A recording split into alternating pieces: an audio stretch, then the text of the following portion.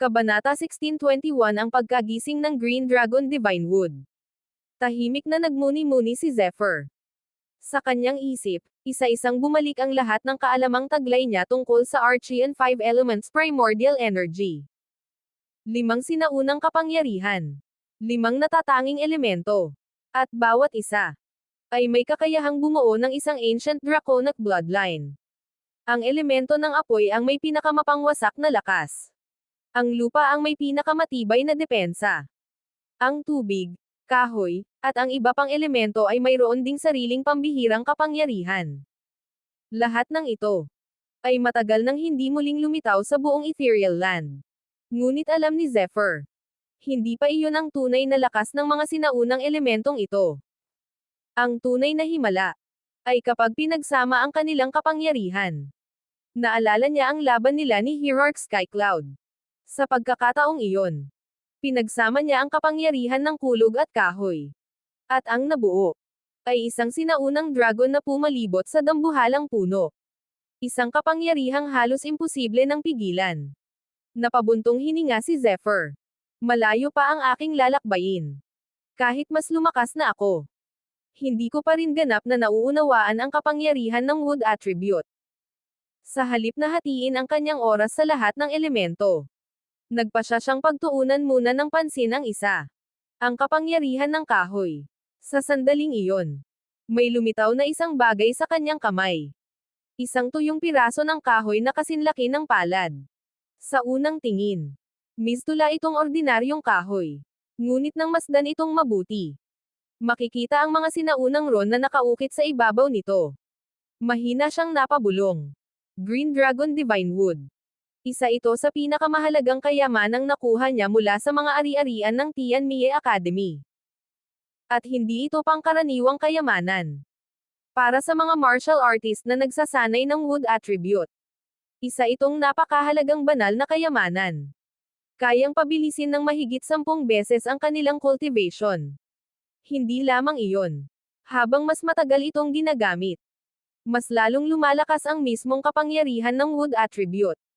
Hindi na nag-aksaya pa ng oras si Zephyr. Agad siyang nagsimula ng masensi ng cultivation.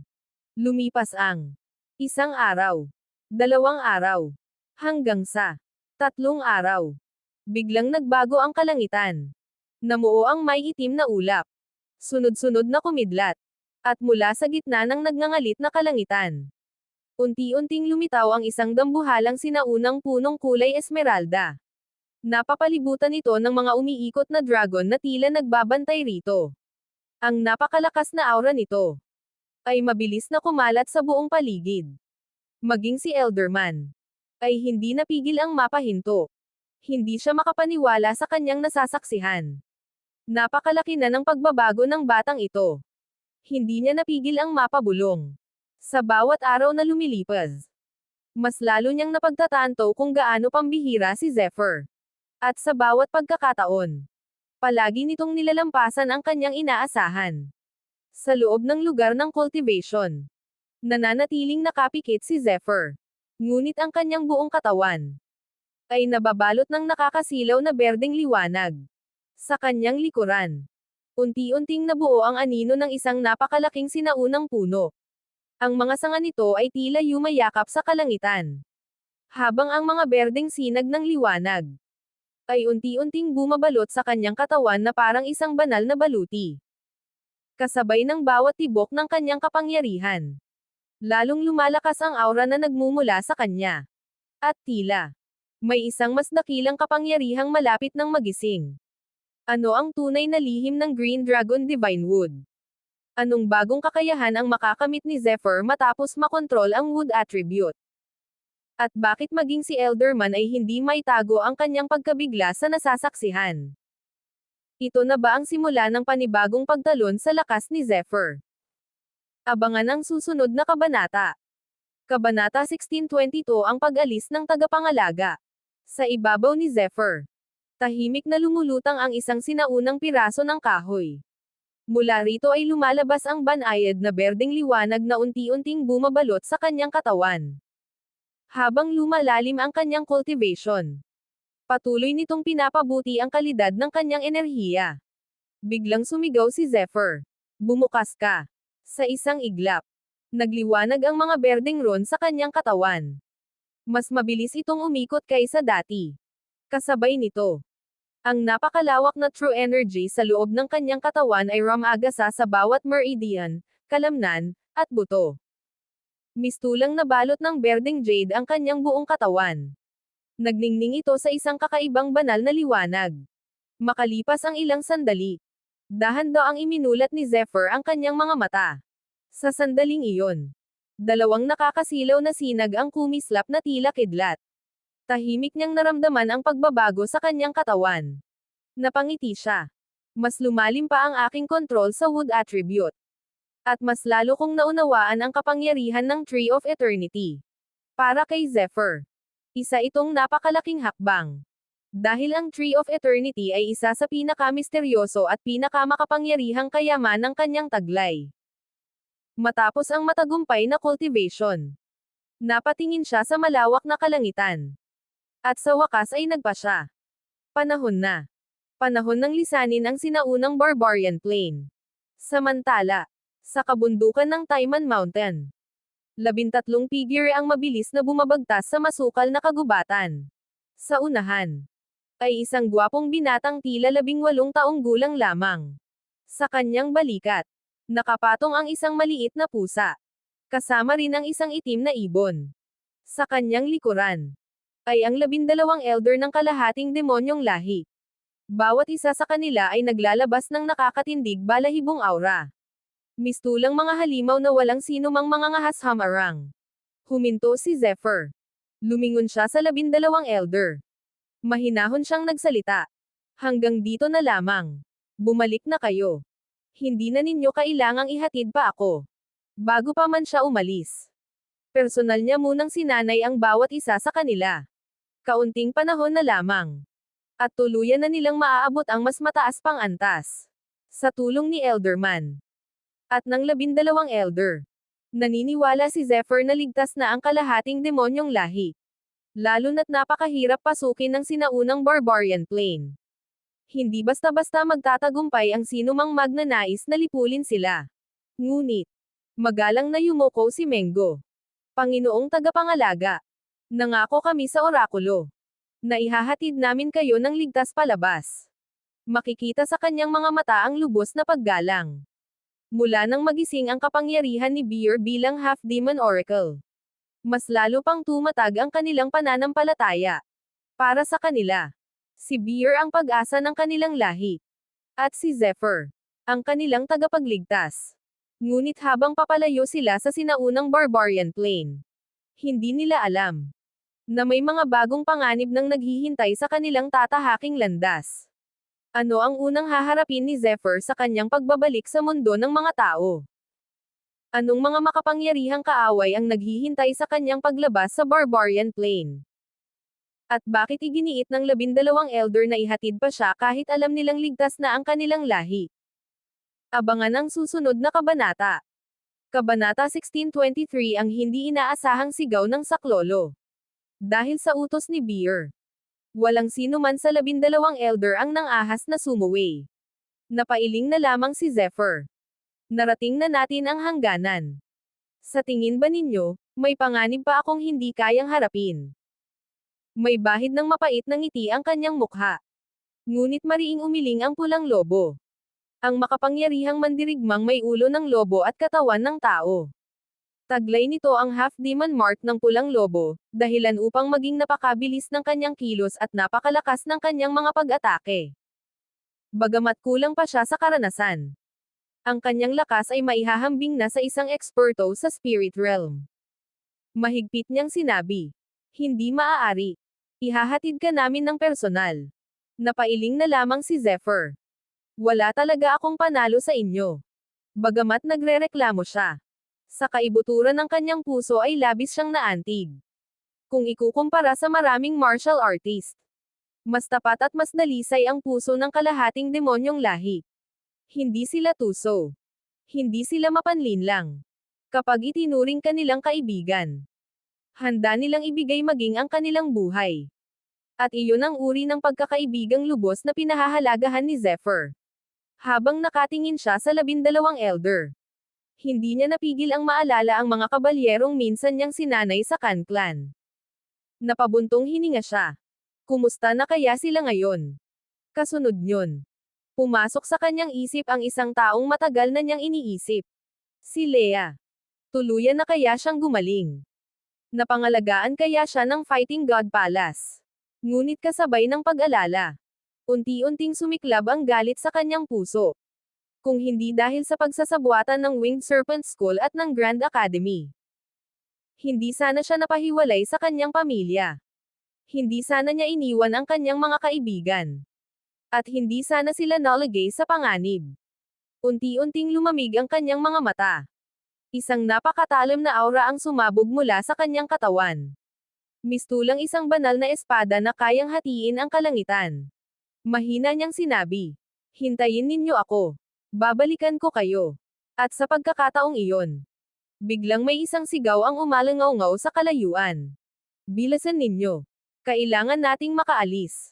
Kapag nalaman ng kalahating demonyong lahi ang nangyari, hindi na tayo makakatakas. Sa isang iglap, nagbago ang ekspresyon ni Zephyr. Kasabay nito, sabay-sabay ding napalingon ang 12 elder. Alam nilang lahat.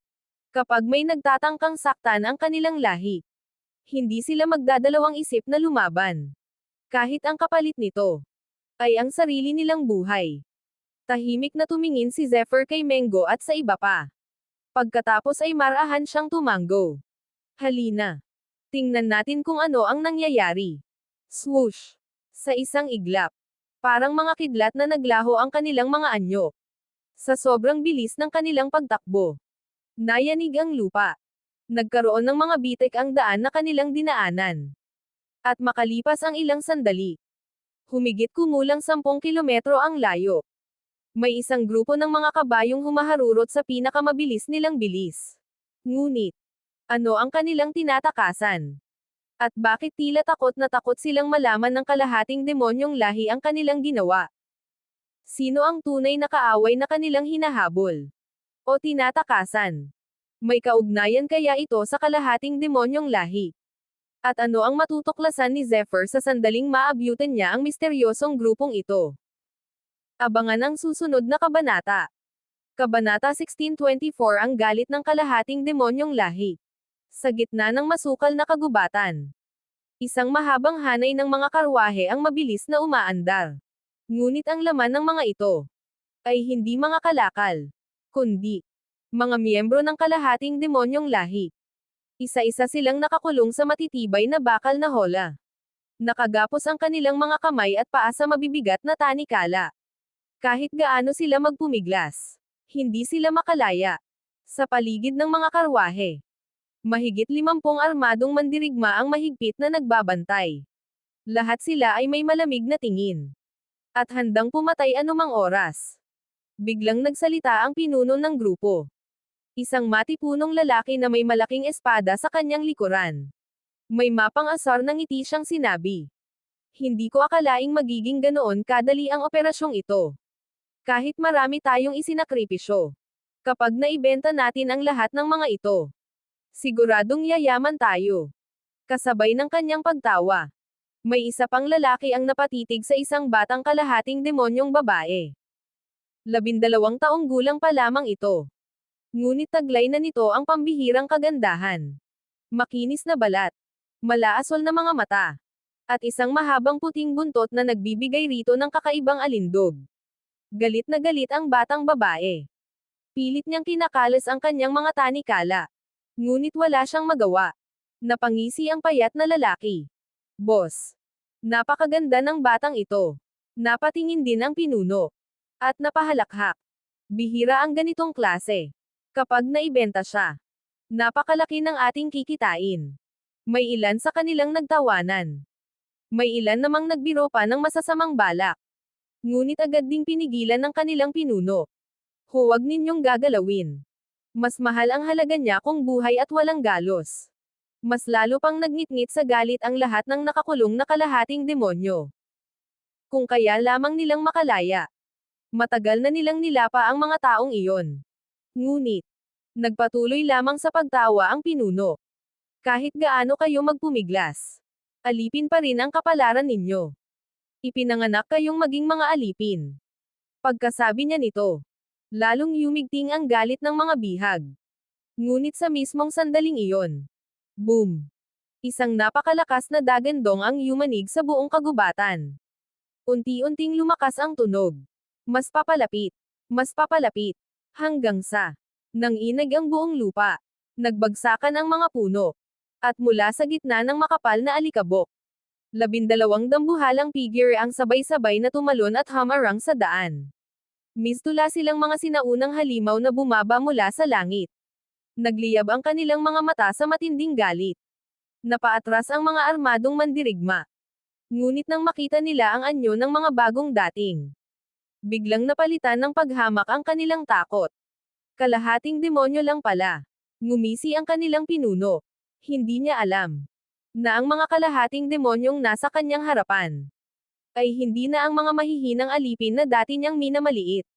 Ano ang mangyayari kapag nalaman ng mga mangangalakal ng alipin kung sino talaga ang kanilang hinarap? Makakaligtas pa kaya sila sa galit ng 12 elder? At ano ang magiging reaksyon ni Zephyr sa kalupitang ginawa nila sa kalahating demonyong lahi? Abangan ang susunod na kabanata. Kabanata 1625 ang pagpaparusa sa mga mangangalakal ng alipin. Hahaha. Napakaswerte natin. 12 kalahating demonyo pa ang kusang lumapit. Kapag naibenta natin silang lahat, siguradong yayaman tayo. Halaka ka ng umalangaw-ngaw sa buong kagubatan. Walang kahit isa sa kanila ang nakaramdam ng takot. Sa kanilang paningin, ang mga kalahating demonyo ay isa lamang kalakal. Mga alipin na maaari nilang hulihin, ibenta, at pagkakitaan. Ngunit sa mismong sandaling naghahanda silang kumilos. Swoosh! Isang bagong figure ang dahan-daang lumitaw. Si Zephyr. Tahimik niyang minasdan ang mga bakal na hola. Ang mga tanikala. Ang mga sugatan at bihag na miyembro ng kalahating demonyong lahi. Unti-unting lumamig ang kanyang mga mata. Sa buong buhay niya, isa ang bagay na pinakaayaw niya. Ang gawing alipin ang kapwa nila lang. Para sa kanya, walang sino mang may karapatang tretuhin ang iba bilang isang bagay na maaaring bilhin at ipagbili. Biglang sumigaw ang pinuno ng grupo. Hoy! Saan ka nang galing? Lumayas ka rito kung ayaw mong mamatay. Hindi man lamang siya sinulyapan ni Zephyr. Isa lang ang sinabi niya. Mahinahon. Ngunit puno ng nakakatakot na awtoridad. Patayin silang lahat. Sa isang iglap. Natahimik ang buong paligid. Hindi pa man nauunawaan ng mga mangangalakal ng alipin ang ibig niyang sabihin. Biglang sumabog ang nakakakilabot na aura. ROOOAAAR. Parang isang mabangis na tigre. Sumugod si Mengo. Sa isang atake lamang. Napunit ang katawan ng isang mandirigma. Kasabay nito, umalangaw-ngaw ang dagandong ni Manyo.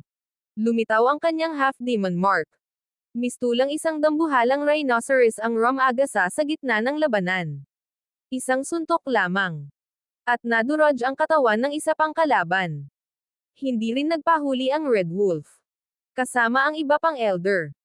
Sunod-sunod nilang pinakawalan ang kani-kanilang minanang kakayahan. Sa loob lamang ng ilang sandali, isa-isang bumagsak ang mga armadong mandirigma. Walang sino man ang nakalaban. Namilog ang mga mata ng mga mangangalakal ng alipin. Pati ang mga bihag na kalahating demonyo. Hindi makapaniwala sa kanilang nasasaksihan. Paano? Paano naging ganito kalakas ang ating lahi? Sa kabilang panig, namutla ang pinuno ng mga mangangalakal. Nanginginig ang kanyang buong katawan. Ngunit sa halip na umatras, galit siyang sumigaw. Kayong mga hamak na alipin. Paano kayo nagkaroon ng ganitong lakas? Mapunta kayong lahat sa impyerno. Mabilis niyang hinugot ang dambuhalang espada sa kanyang likuran. Isa siyang eksperto sa ikalimang antas ng Agility Realm. Isa sa pinakamalalakas sa kanilang grupo. Ngunit, hindi pa man niya naiwawasiwas ang kanyang espada. May isang aninong biglang lumitaw sa kanyang harapan. Isang matalim na kuko. Ang tumagos sa kanyang dibdib. Tumigil ang kanyang paghinga. Dahan-dahan siyang napatingin sa kanyang kalaban. Isang kalahating demonyong may ulo ng toro. Duguan ang kamay nito. At malamig ang mga matang nakatitig sa kanya. Paano? Hindi na niya natapos ang kanyang sasabihin. Tuluyan na siyang bumagsak. Sa isang iglap. Nalipol ang buong pangkat ng mga mangangalakal ng alipin. Tahimik na nabalot ng katahimikan ang kagubatan. Ang mga nakaligtas na kalahating demonyo ay hindi pa rin makapaniwala. Ngayon lamang sila nakakita ng mga mandirigmang mula sa kanilang lahi. Na kayang durugan ang mga taong matagal na silang inaalipin. Lumapit si Mengo kay Zephyr at magalang na yumuko. Guardian. Mga miyembro rin sila ng ating kalahating demonyong lahi. Naninirahan sila malapit sa ating teritoryo. Tahimik na tumingin si Zephyr sa mga nailigtas. Ngunit sa kanyang mga mata, may isang mas mabigat na desisyon ng unti-unting nabubuo. Sino ang nasa likod ng malawakang panghuhuli sa kalahating demonyong lahi? Ilang miyembro pa kaya ang bihag ng mga mangangalakal ng alipin? At ano ang gagawin ni Zephyr kapag natuklasan niya ang tunay na utak ng kasamaan? Abangan ang susunod na kabanata.